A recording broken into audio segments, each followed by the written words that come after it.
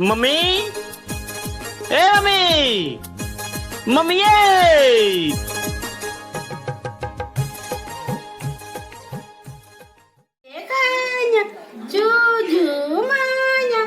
बब्बर पके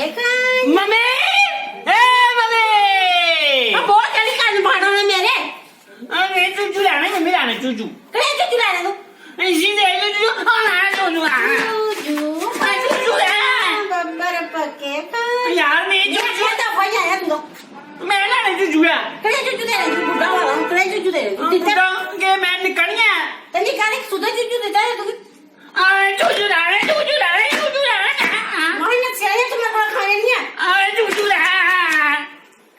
अच्छा धीमी बच्चा हाँ दी आओ ये कुड़ी में लाना ए तू जा दादी चिंगी बनी मेरी मम्मा